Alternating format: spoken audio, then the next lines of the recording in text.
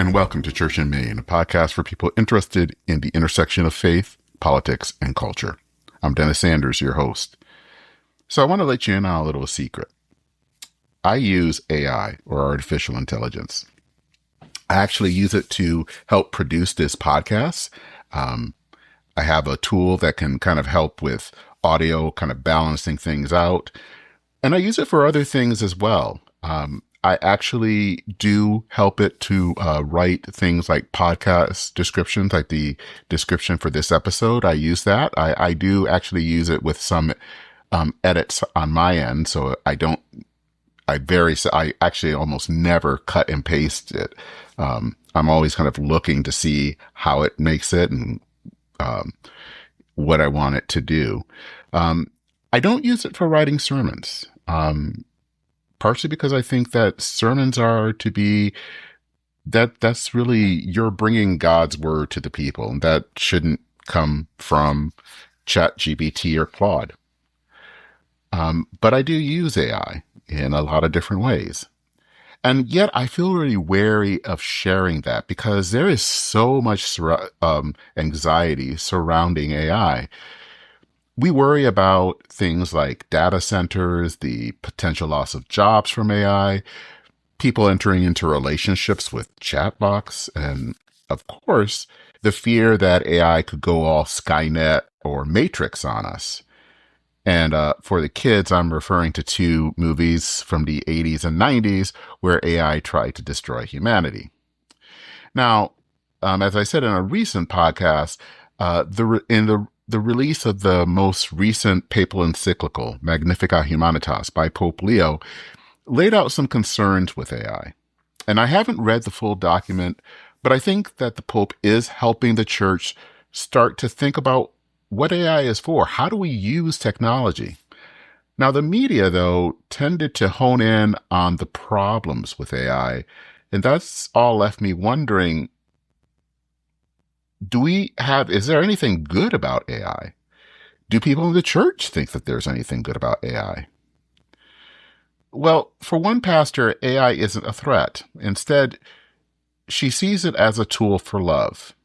Episcopal priest Cathie Caimano wrote in her Substack how the Pope's encyclical shows that AI can be actually used for love. And she wrote in her essay this following quote, "We have the choice to share love in this world or division. We have the choice to use technology for harm or indifference to our neighbors, or use it to build relationships, foster community, care for one another in God's name, and tell the saving story of Jesus," unquote. Now, her message is really so different from a lot of people in the media, but especially from a lot of church leaders. So I really wanted to have her on the podcast to talk about this. And so in this episode, I am welcoming back Father Cathie Caimano on the podcast. And before we go into that discussion, a little bit about her. She calls herself a free-range priest in North Carolina, where she works with a lot of small parishes out there. So with that out of the way, I hope that you will join me in this engaging conversation about seeing AI as a tool for love with Cathie Caimano.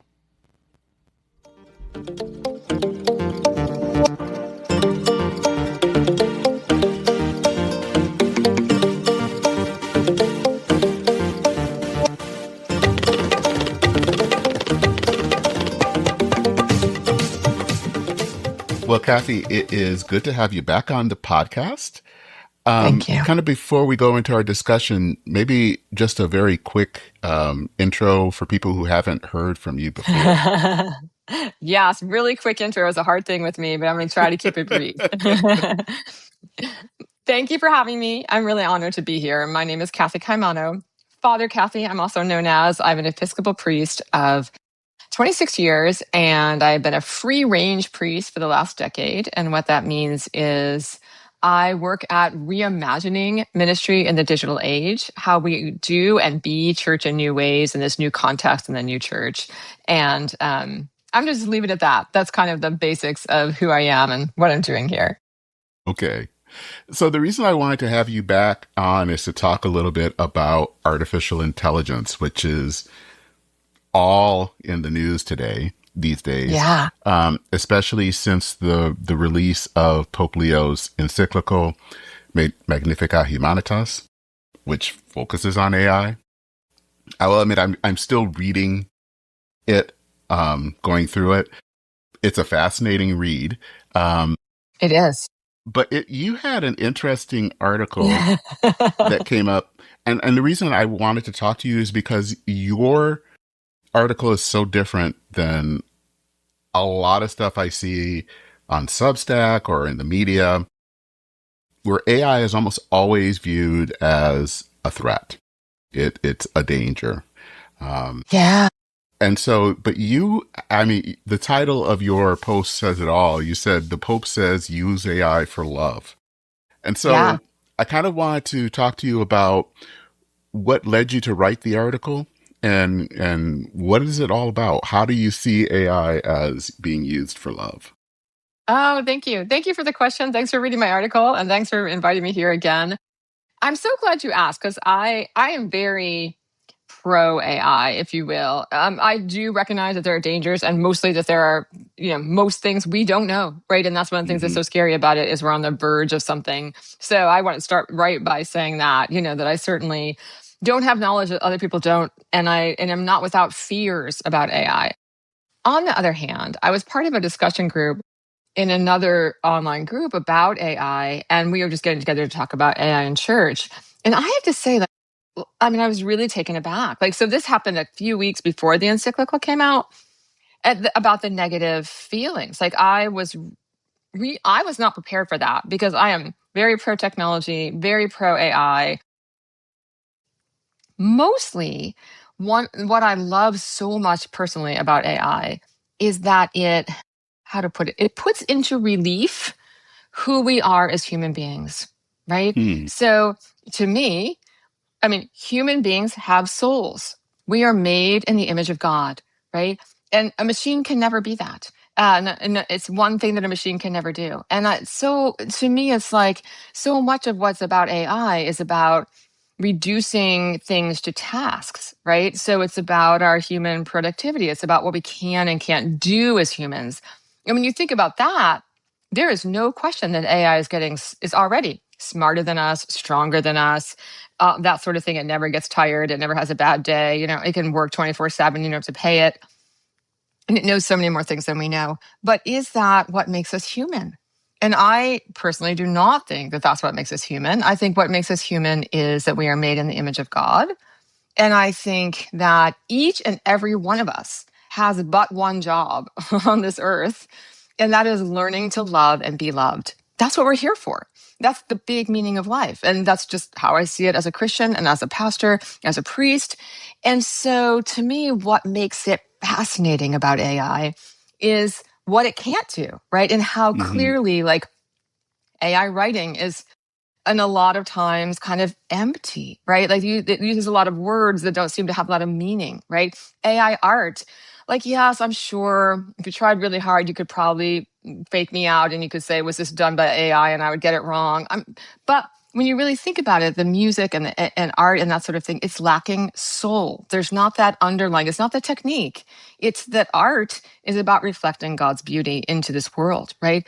And so that's why I loved it. And I was totally unprepared to be in a room of other Christians who were just uniformly like, this is a terrible thing. We need to regulate it. We need to stop doing, all this kind of stuff. So imagine my surprise. Well, first, so I was taken aback by that. It was just news to me. It was just not my experience and not what I had read or been part of and, before this. So when the Pope put out the encyclical, and then at first, I didn't read the encyclical. I just read the news stories about it, and it was like everything was negative. And I put it in my blog. It said, like, the New York Times, Pope Leo warns of risks. The Atlantic, Pope Leo's unsettling vision of the AI future. Reuters, Pope urging AI regulation warns that some weapons now beyond humanity's control. And I actually thought to myself, I have great respect for the Pope, and I'm so excited about our new American Pope, and I think he's lovely. And I'm a former Roman Catholic, but even if I weren't, I still think that the Pope deserves the respect of his position and who he is. And I was like, truly, is there no true theology in this whole encyclical?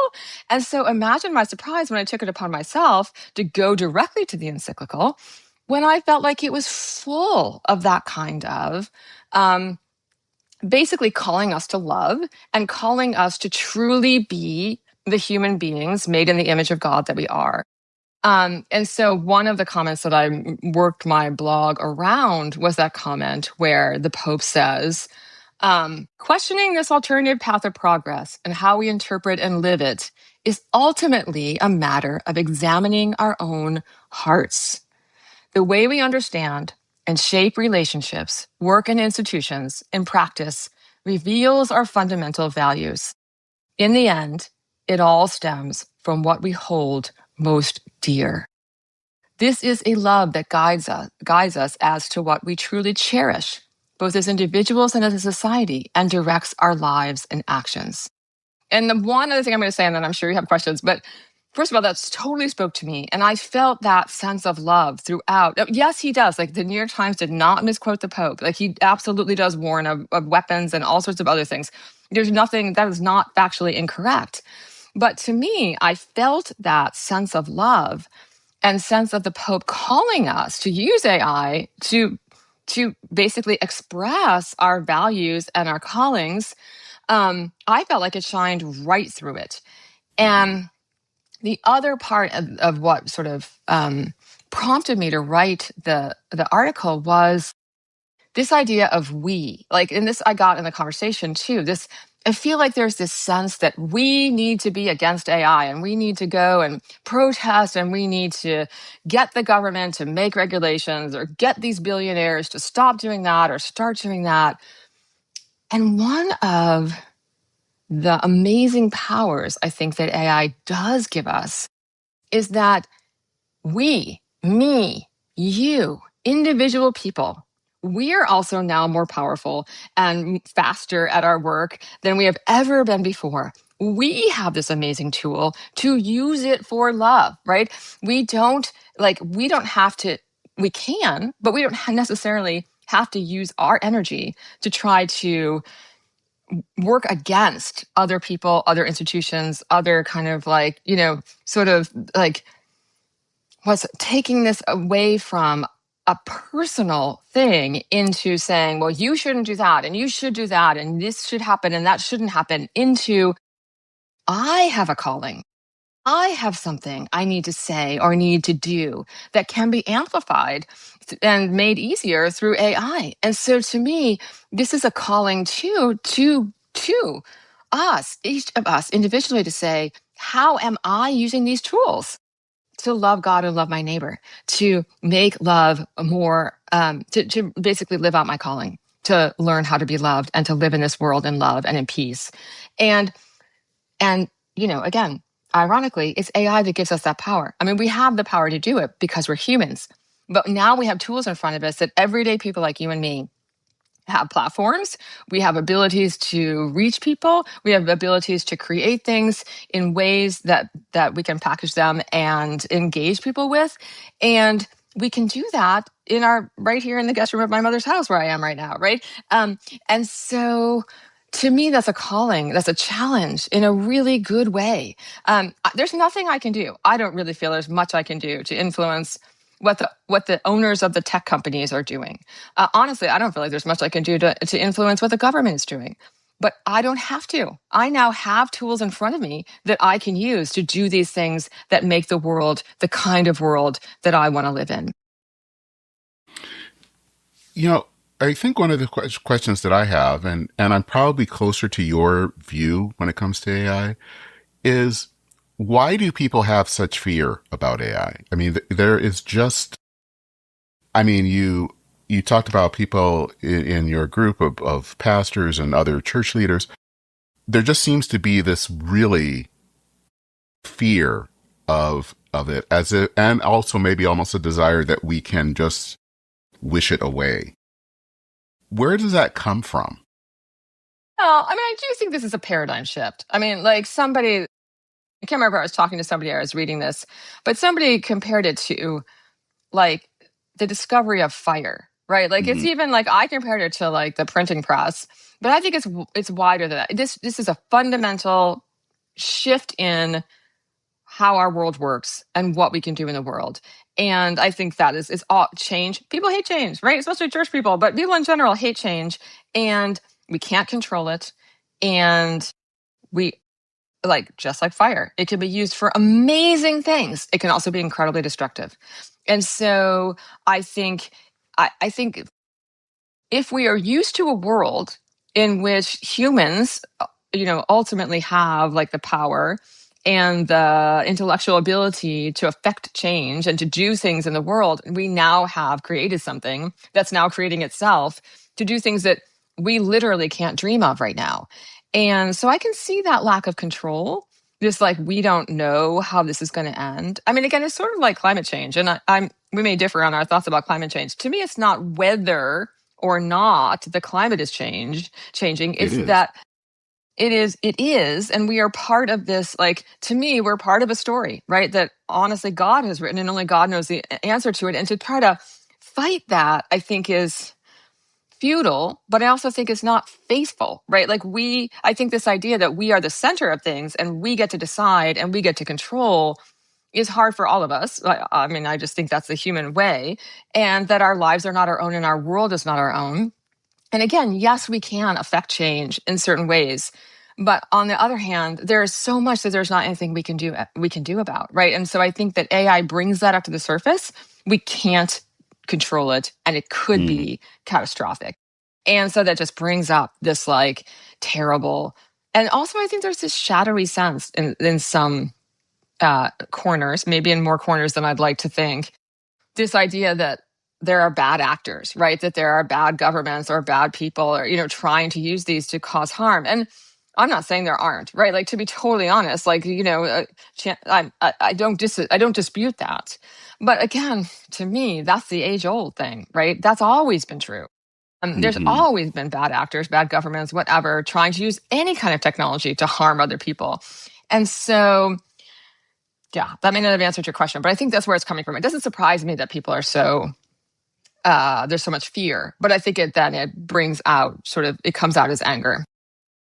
Well, it reminds me a lot of, you talked about fire, and I guess this is something that's also related, is uh, the splitting of the atom, nuclear Well, yeah, power. right, yeah, Because, on the one hand, it can create I think in my view, a great power source that's clean, um, yeah, and can yeah, power just total many homes, but it can also create a weapon that can destroy millions. right, So it's this thing that can be used for good and can be used for evil. And, you know, but there are lots of things out there in our world that have these kind of dual uses that can be good and bad. And the question is, how do we use these things that are very powerful? right. And I think our distrust, and again, I think it's pretty obvious we live in a time of great distrust, and this Hmm. distrust of like, I want people like me to have access to these things, and I don't want people like you, whoever you are, to have access to these things. And I get very stressed when people like you have access, because who knows what you'll do with it. But people like me, we will be very responsible. But I just think that's a false dichotomy, and this goes back to what makes us human, right? I think it both underestimates humanity and also overestimates humanity. And again, this goes back to my faith and saying, like, ultimately, we are all sinners, right? Like, none of us has got like the moral high ground over other people. We just sin in different ways, right? Like, none of us Hmm. is perfect. And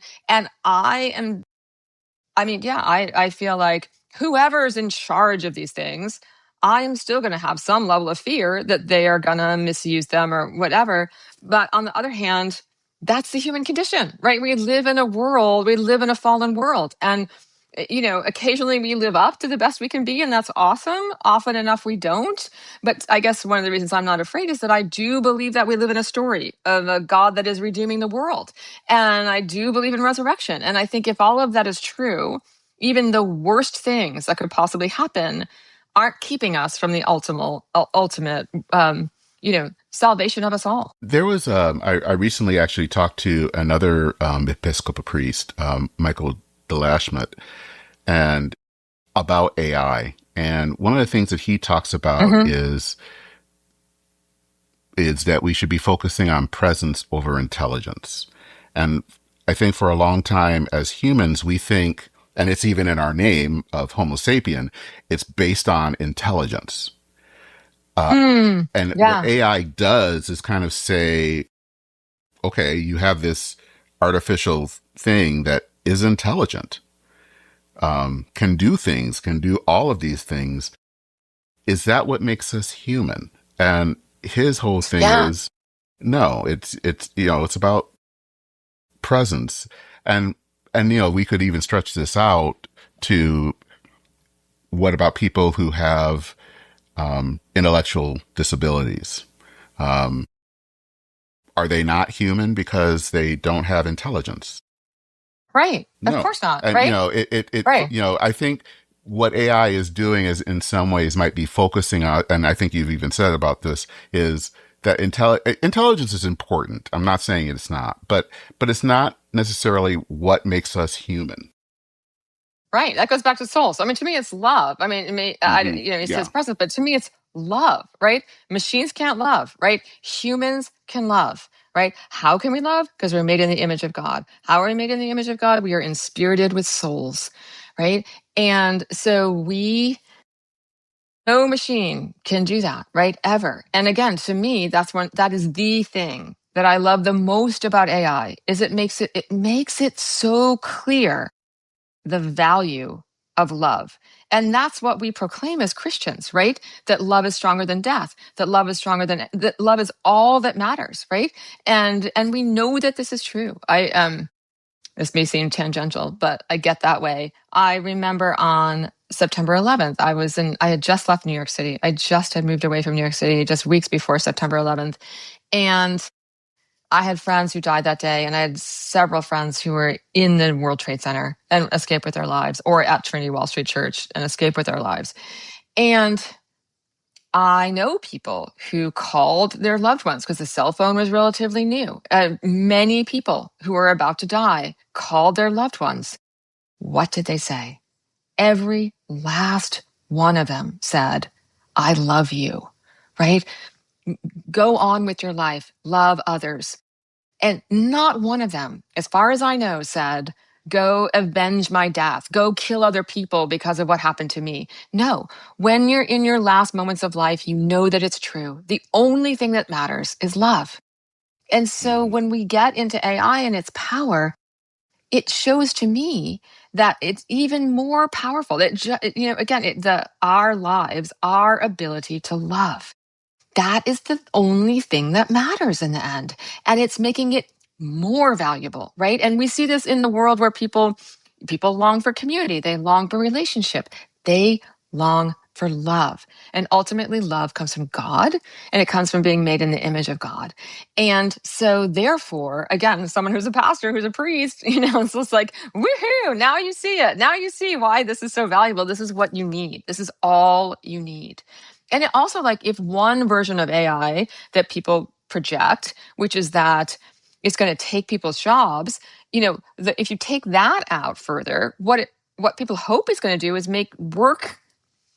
You don't have to do work anymore unless you want to be creating things out of your own creativity. In other words, it will eliminate the need to work in order to get the basics necessities of life, which would be awesome, which I think it is already giving us so much more free time.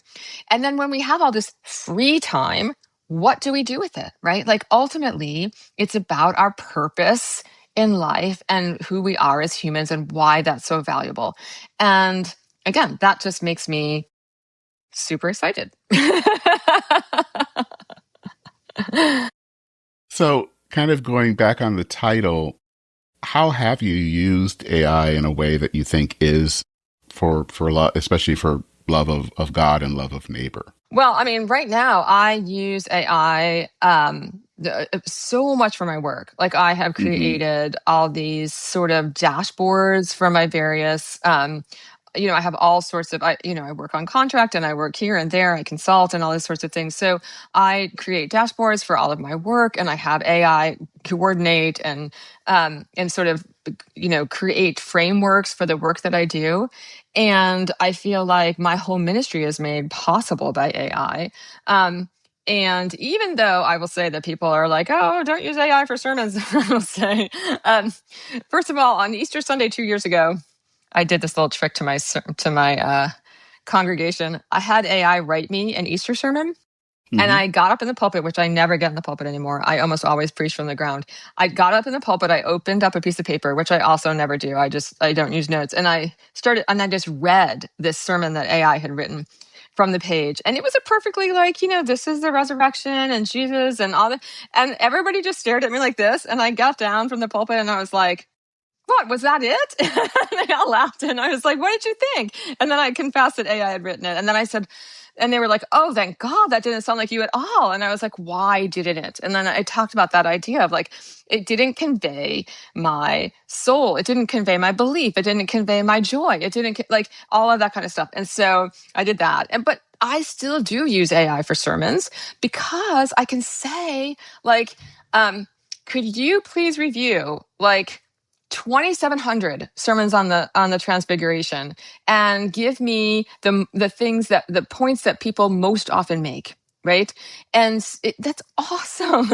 Or can you research what this Hebrew word means and in what context, and how close is this to a modern day understanding of what this Hebrew word meant, and how might that be different than people at the time might use this Hebrew word, and something that might take me weeks to research, at a time that I do not have. I get a report from AI that gives me all of this word study, all of this context, all of this history that then I can use in my sermon, and it empowers me, I think, to preach better.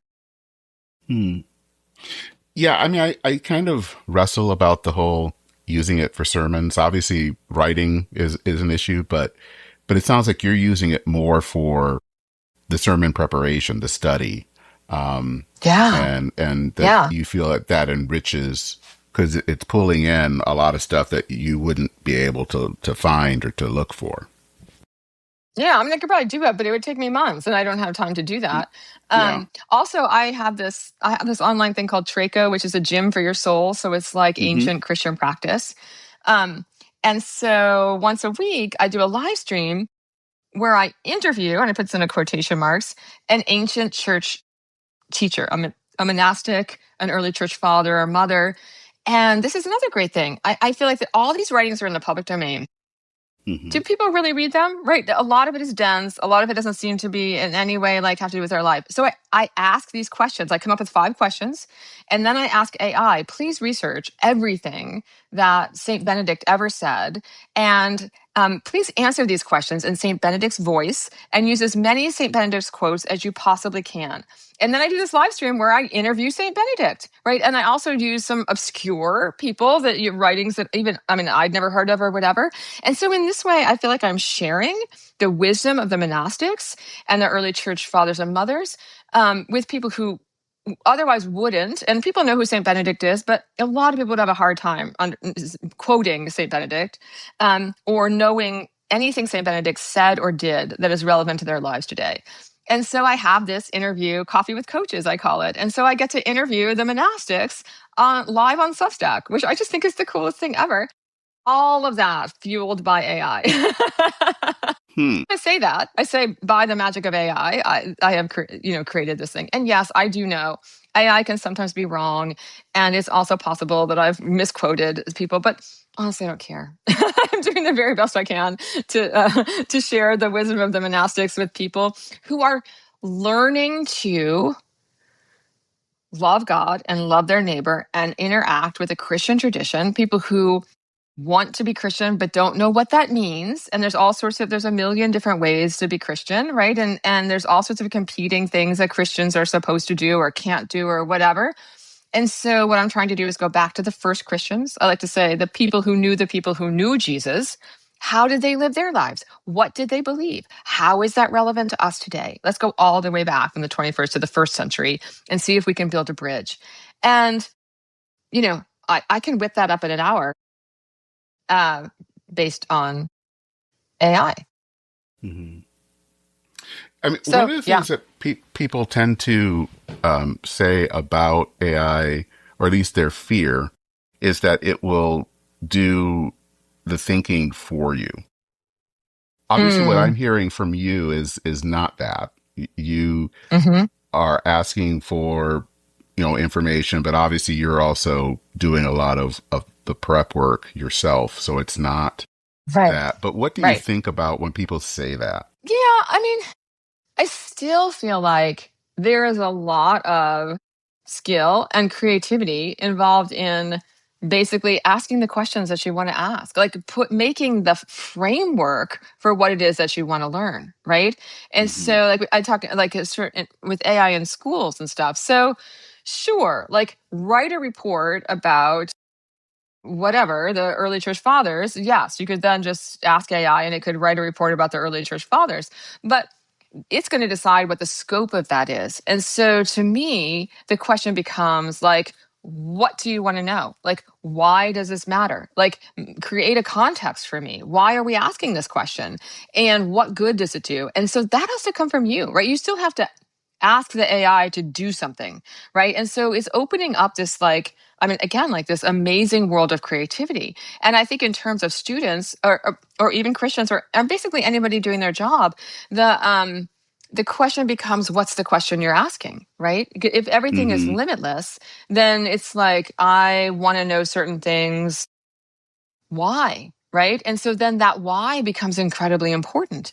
And so, yes, on one hand, that is true. Of course, I can write that report, have that report written. And of course, all the stuff I just talked to you about researching my sermon and stuff. I'm not actually reading those books and doing that research. Um, but I had the idea, right? Like, so to me, it was the creativity of saying, wow, I could interview early church fathers and we could make this into something that helps you with your spiritual life, right? And so to me, it also opens these doors of ways like I read Saint Benedict in seminary, right? It's on my shelf. Have I opened it since in the last 30 years since I graduated from seminary? Nope. Now I can pull that book down and I can actually say to AI, hey, I have this book. I remember this was a really good book. Can you help me? Can you tell me what's in it and help me relate it to what it is that I'm talking about today? And so to me, that's actually helping me think. And but to answer your question, of course, I mean, yes, if we want to just be lazy and like put out slop, as we say, what do they call that? Is it slop? What AI AI slop. slush or Yep. slop? Yeah, that's fine. But I think this again gets me back to the soul, right? Never did.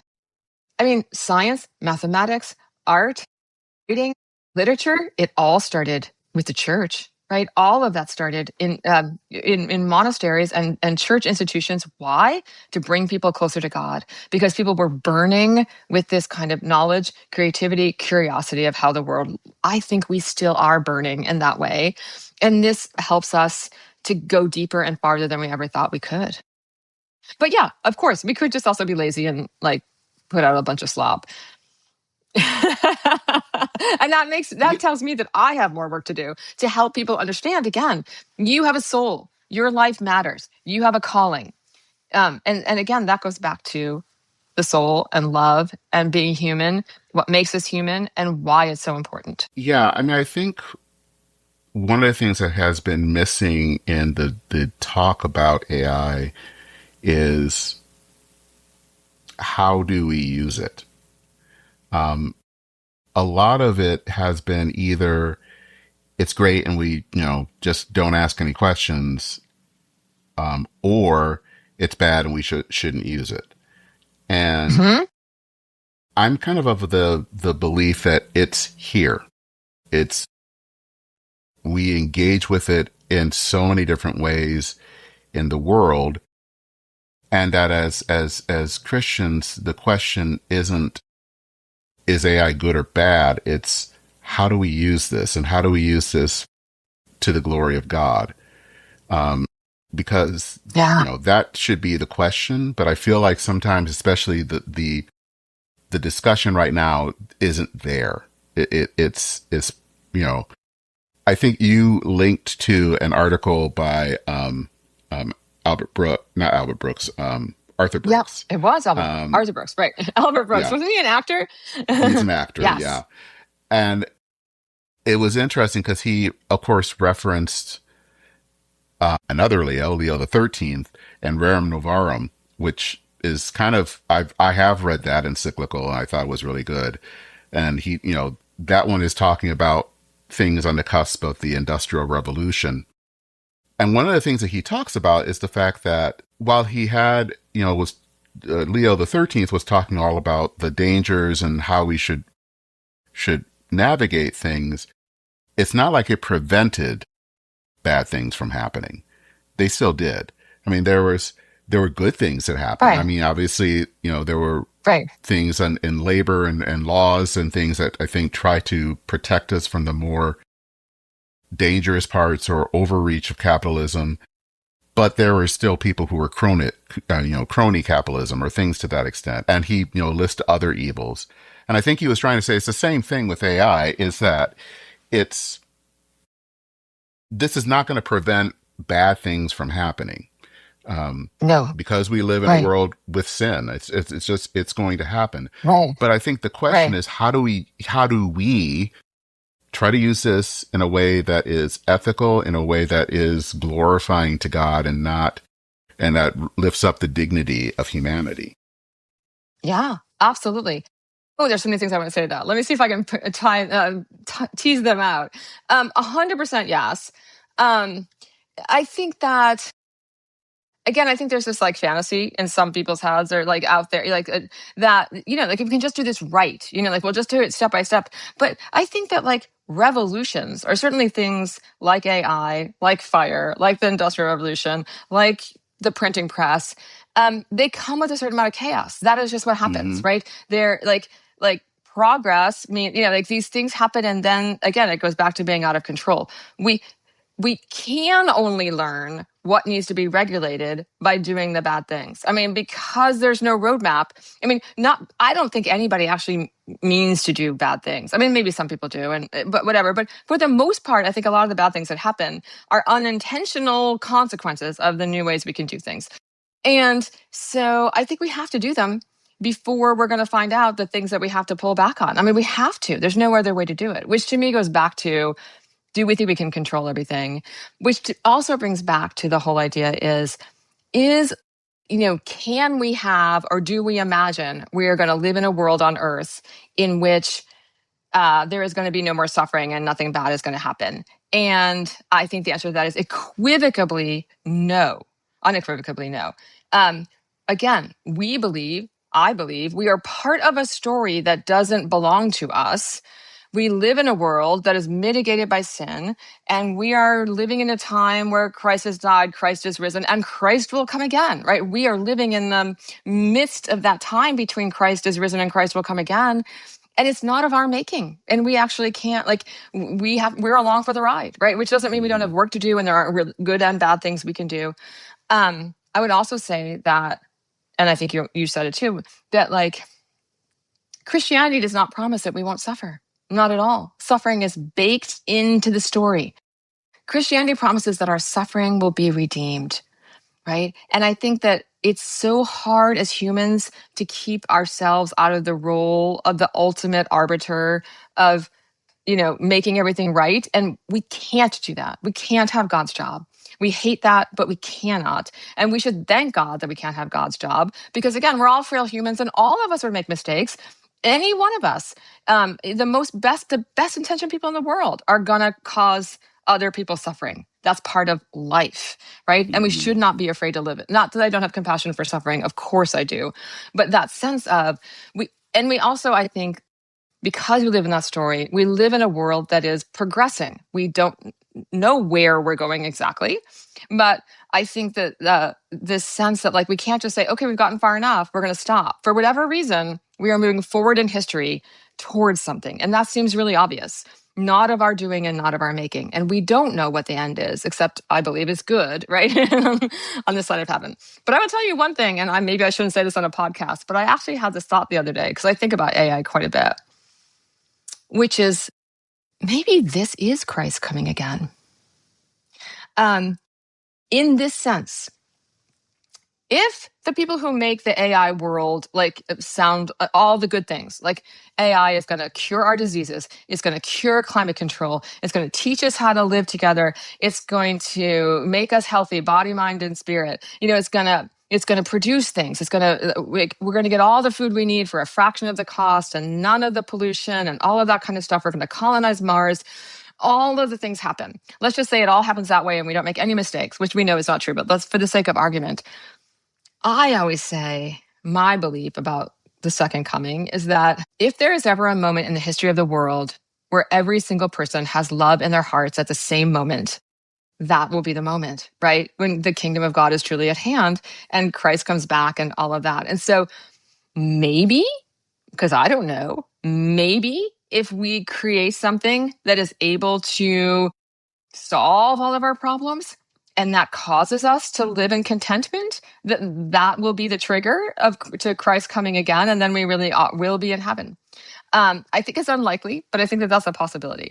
But then the last thing I'm going to say is the word we, because I'm very sensitive to this because I'm a church reformer, I'm a church transformer, and I'm not picking on you for saying this, but I think we always talk about what we are going to do.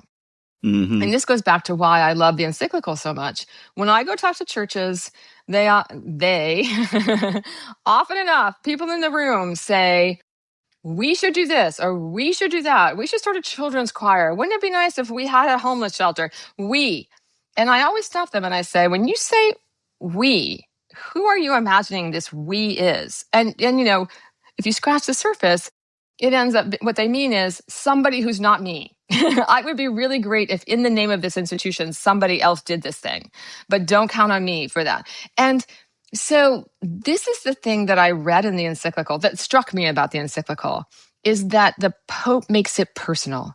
To me, the question is, how am I going to use AI to make the world a better place or engage with it to make the world a better place? I don't think we can. I mean, if you live in America today, you are using AI, right? If you go to the bank, Mm-hmm. if you go to the grocery store, if you drive your car, I don't think that we have a choice not to use AI. I guess if you live in the woods and you live completely off the grid.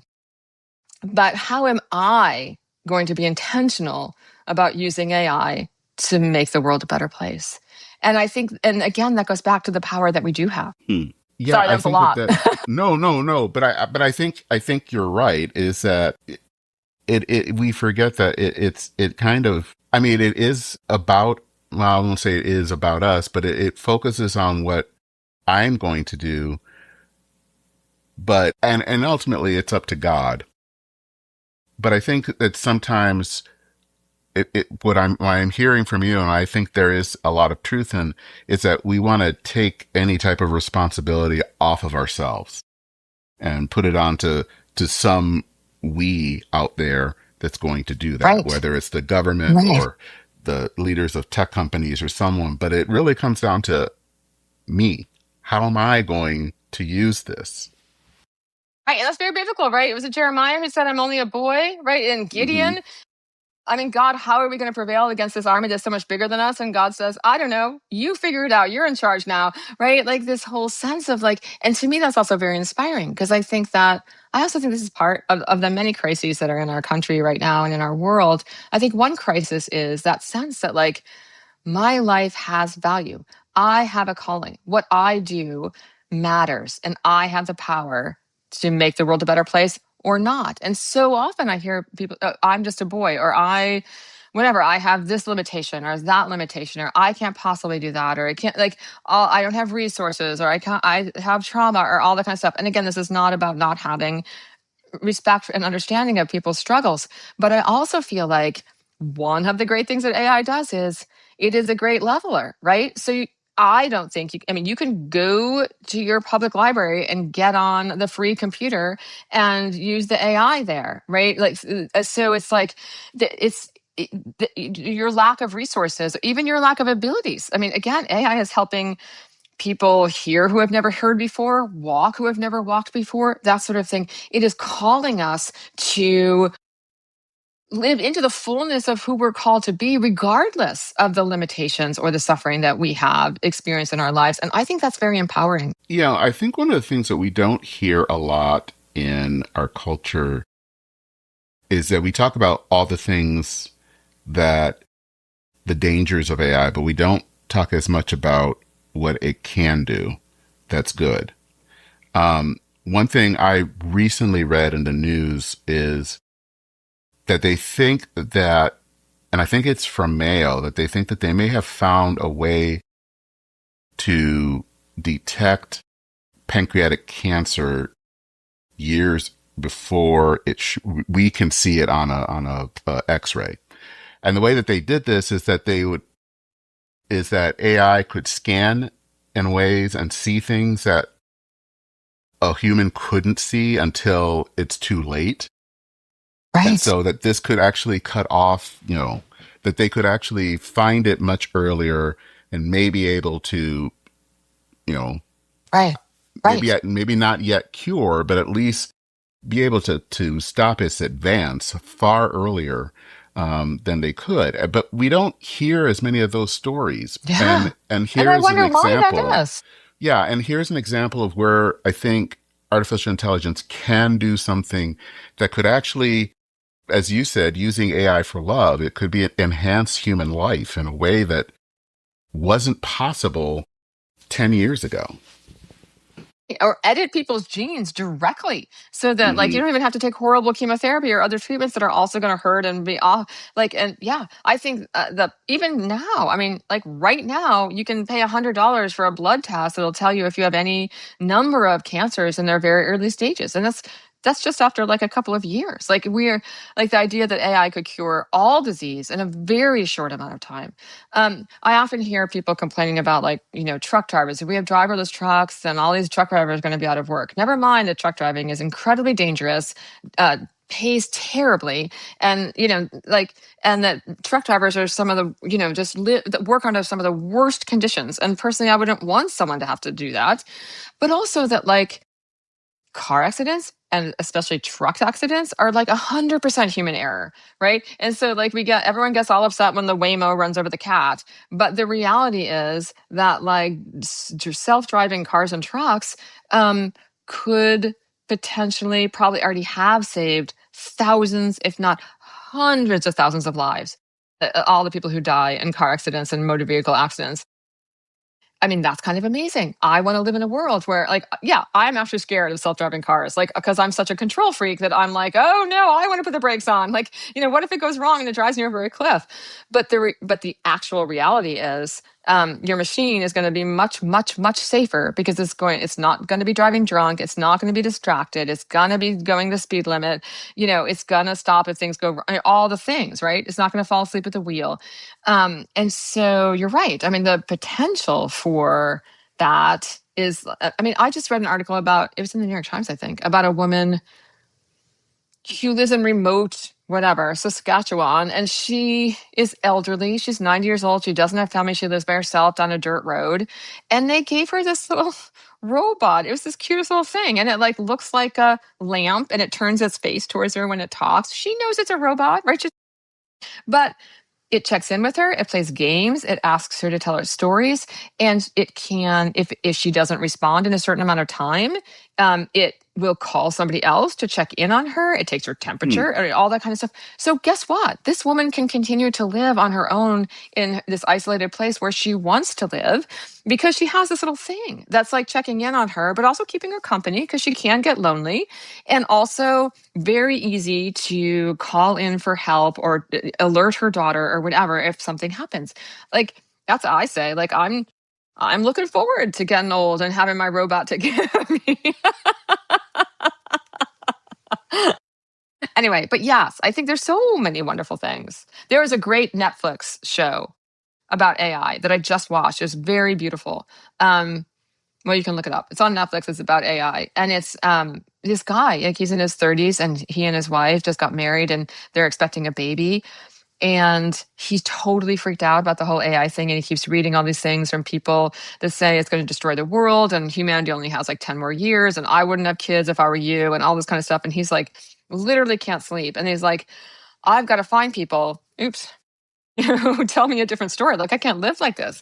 And so he goes and finds the same level of qualified people who work with AI, scientists, people, and they say the opposite. Like, it's going to cure disease. It's going to make sure that everybody has some stuff to eat. It's going to cure climate change. It's going to, it's going to make all of our water clean and all of our air clean. And it's going to give us safe places to live and, connect us in ways that we can't even imagine and discover things that, we've only begun to discover. And we're going to live in peace and plenty. And that is just as likely. I believe it's more likely, but there's we don't have any evidence that one of those things is more true than the other. But yet you're right. We almost always hear about the negative. Do you think that part of the reason there is such a negative view about AI is that people feel burned by social media? And one of the things that I have noticed over the years, and I think that social media has good uses, but I think it also has had bad uses and has, people feeling more lonely and all that stuff. But I remember 20 years ago when Facebook was kind of on the scene, how much everyone kind of billed it as this wonder that was going to do everything. And when the future happened, it didn't happen in the way that we all wanted it to. And I think one of the problems I think also that happened is that maybe at least in some sectors of the church, especially in mainline, we never really asked what were the unintended consequences of social media. And so now everyone's like, oh, this is all terrible. And so now they look at this other technology that's now the nascent technology, and they're thinking, we've been burned already. We don't want to go down that road. And so now people are they're very kind of against AI because of how things turned out with social media. It's interesting. Yeah. I mean, but it's so interesting to me too, because I think it's so easy for us to forget. I mean, again, here I am at home. I just spent the other day with my best friend from high school. And the reason that I'm still in really good touch with my best friend from high school is because of Facebook, right? Like, so it immediately made me think about the nearness. Again, my ethics professor, the great Tom Breinthal, who just died recently, he used to say that Christianity is about nearness. It's about who is my neighbor. So who is nigh or near, right? And social media made manifest the nearness of pretty much everybody. So in some ways, that's a miracle, right? We can now be near everybody and anybody. And of course, that has unintended consequences. Of course, we don't want to be near everybody. Of course, not everybody is pleasant to be near. And some people are going to harm other people and all of that kind of stuff. And that's absolutely 100% true. Another person I was just talking with was talking about how the Middle Ages were like the most productive time of human history, like the greatest advancements, because at the beginning of the Middle Ages, most people had never left like a quarter square mile around the place where they were born.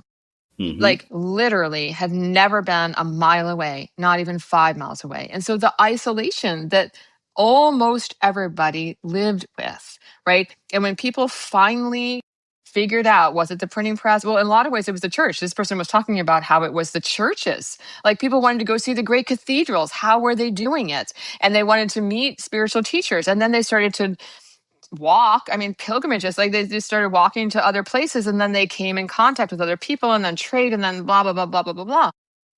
So that is a long way of saying, first of all, I think we had like measurably so many more problems when we never left the quarter square mile around the place that we were born. So including a very short and brutal life, right? Like our lives are so much better. But the other part of that is we can be in contact with anybody at any time, right? And again, that's part of the whole, it brings me back to the gospel, because most things do. This idea that like nearness is something that we can have immediately, right? And we're not necessarily prepared for that. And this also goes back to like, who are you in relationship with God? How do you understand yourself to be human? How are you loving other people? Because we then come into this sort of, if you will, artificial nearness, or maybe near in some ways, but not near in other ways, that is sort of warping. And then we can't get away from it. So like that sort of, I feel like there's a spiritual discipline to that has not caught up with the digital age. And I think that, I mean, I think that's what you're articulating, right? Yeah. Because we haven't learned, and maybe this is also the job of the church. I'm thinking of that right where you're saying that this is part of the spiritual guidance, spiritual maturity that the church can offer. Is what does it mean? We know what it means. Most of us know what it means to be in Christian community with one another. How does that happen in places where we're not physically near, but we are spiritually near or emotionally near or virtually near? What does that require of us in that sense of hospitality, openness, boundaries, that sort of thing? Yeah, because I don't think that the church has really dealt with that well about technology, and whether it was social media or then or AI now, is that we don't know. I mean, this is a whole different animal. And as I said earlier, we're not going backwards. I mean, this is all Right. here. So the Right. question is, Right. how do I use it? And I think that that's something that, especially at least in the Protestant world, most of us haven't done a good job. So, I mean, I think that Right. I think that's true. that Pope Leo has come out with something that at least is in the beginning of a how do we approach this is important. Yeah.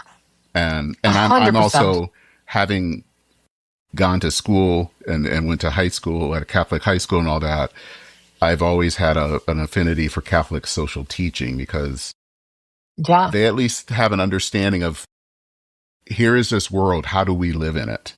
And how do we live in it for the glory of God? That sometimes I think as Protestants, we haven't done a good job. Yeah. I think that's a really great point. And that also makes me think when, especially the social media, now AI, like, and how does the church teach and how does it invite us to live into those faithfully? I think one thing that I've been experimenting with lately, and I think that is sort of really interesting, is that we live in a world now where each one of us, personally or as an organization, can create our own digital world, if you will. Hmm. Like, instead, like, so, I mean, as small as I created a church chat for my little church, which is, it's like texting, but they use the church app. And so they can all talk to each other, but nobody's in it but them, that sort of thing. We can create digital spaces that are bespoke for our organization or our institution or our community and have people be meaningfully part of them. Right. And so, like, to broaden, and this also goes back to the whole us versus like getting the government to do stuff or getting the tech companies to do stuff.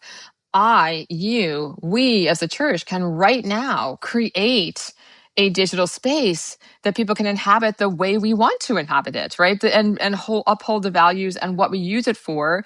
Um, and then again, just like church itself, I would say not to keep people out, but to set boundaries around what we believe, how we live, what we understand our faith, so that we can bring people in, right? Like, come in here. However, if you come in here and you're abusive, then you're going to have to sit outside the community until or unless you can live within this framework of what we have established here. We're not rejecting you. Like I say, not all people are welcome, but not all behavior is welcome, right? And Hmm. so to create concentric circles of relationships that are built upon and again, and truly help one another, right? Share resources, support one another. Um, you know, all manner, pray, all manner of things. We have that power now. We don't have to rely on Facebook anymore, and I think Facebook knows that, right? Which is why it's changing so much. To find each other and to create digital spaces and communities that are in keeping with our values and beliefs for ourselves. And I think that's one of the reasons I love Substack so much, is that's the way they're going too, is that it's become a place. It's not just to blog or to write articles anymore or newsletters. They're actively encouraging us and giving us the tools to create our own digital platform that belongs to us and incorporates people in any way we want them to. Hmm. Where do And you we can think use that for great good. I think so. Where do you think you see the church when it comes to AI in the next 5 or 10 years? Um, it's moving fast, so Yeah. obviously Yeah. Yeah. Yeah. we're always going to be kind of trying to catch up. But where do you see the church in how it handles Yeah. artificial Well, and intelligence? because it's my bias and because it's what I do, I think the church as an institution is not going to change. I mean, I think it's gonna be like, no, no, no, no, no, no, no. Even as it continues to happen, like in so many with so many other issues or whatever.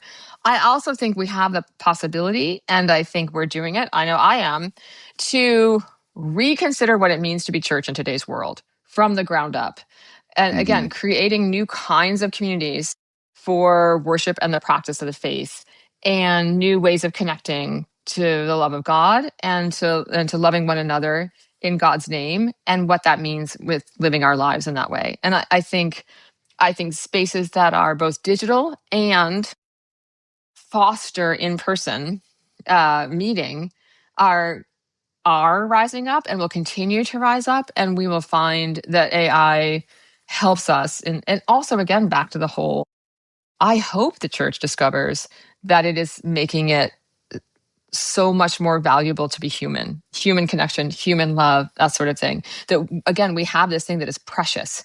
How are we fostering sharing it as the church? Hmm. Do I think that the current institutional church is going to do much? I don't. Unfortunately, I don't have a ton of hope. But again, this goes back to Pope Leo. We have that power. You do. I do. People who follow Jesus do. People who are in ministry, people who want to serve others have that power right now to be creating those things. And I think that that's one of the things we forget in this kind of digital age is that people don't have to wait for someone on high to make this decision. We can do that. We can.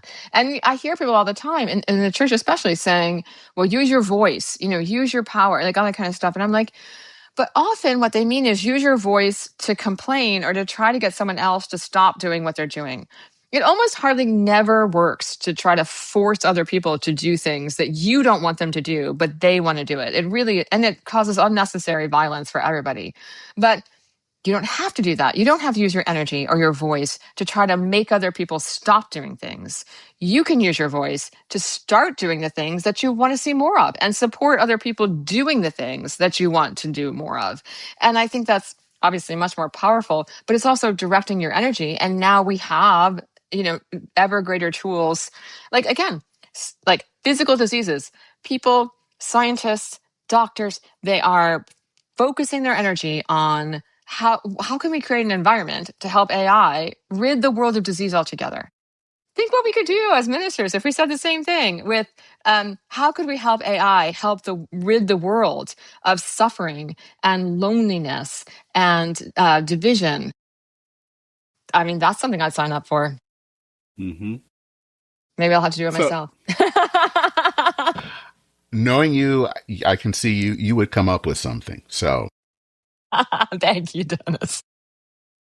So if people want to know more, and I know you have, and your kind of things are kind of in flux, but Yeah. um, where should they go? Because you have a lot of stuff that I think would be Freerangepriest.org. helpful. Yeah, I've Okay. started all these different things, and then I realized like that was not good, and all the AI in the world can't help me. Like, and again, it's sort of you launch, and then you realize where you could do that better. And so I'm trying to consolidate the things that I have been doing in all these different areas into one place, and it's all just going to always exist at freerangepriest.org. And we're a little bit under construction right now for the summer, but you can still find me there. You can still subscribe, and I'll take you along on my journey. All right. And Thank and you. This has I been a will fabulous say conversation. it has been, and I think it's been a hopeful conversation because as I've said Thank at the you. beginning, a lot of the conversation isn't hopeful, and I think that Pope Leo's encyclical was not as much. I mean, obviously, it did talk about danger, and that's important, Yeah. but I think it also talked about hope. Um, this is not, you know, we're not headed towards necessarily headed towards the Matrix or Terminator or something. There is hope because we have hope in a God that rose from the dead. That's and Right. A That's where hundred we percent. can Oh, place I'm it. gonna think of one other thing. I know we got to go, but Okay. that Yeah, yeah, yeah. reminded me more and more. I read about tech, like scientists in AI who are becoming Christian, right? Hmm. Like they push, when they get to the ends of like, we can do anything and we can build anything and we can have anything, then they feel this sort of spiritual emptiness. Where is the meaning in my life, right? And how more and more tech bros are becoming Christian, right? Because again, they value this sense of being made in the image of God and they want to grow closer to God. And so to me, that's the best thing right there. Like, is that again, when we can do anything, have anything, build everything, it all comes back to love, right? That's the thing that matters for everybody, everywhere, always. All right. Well, Cathie, so thank you so much for coming back on the podcast, and Thank I you. definitely will have you back again.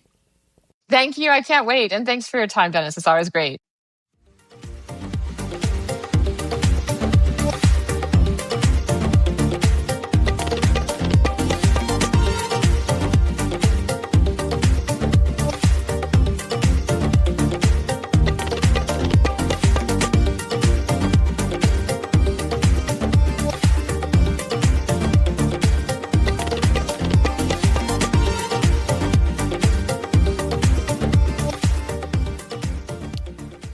So I'm curious what your thoughts are about the episode.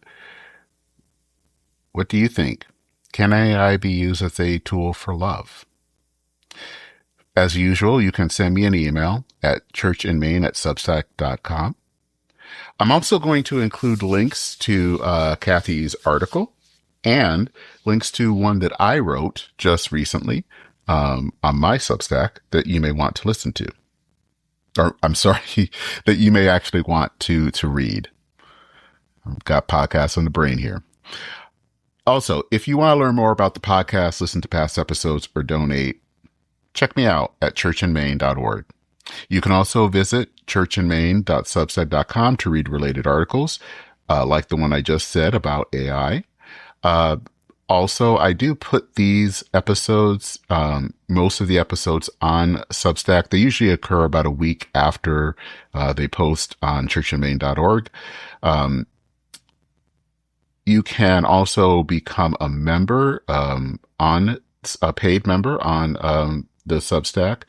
I don't really put anything behind a paywall, but if you want to donate, you are free to do so. You can subscribe for $5 a month or $60 a year. And you can go to churchinmaine.substack.com to do that. And there's also, you can also make a one-time donation through Buy Me a Coffee, and that link is in the show notes.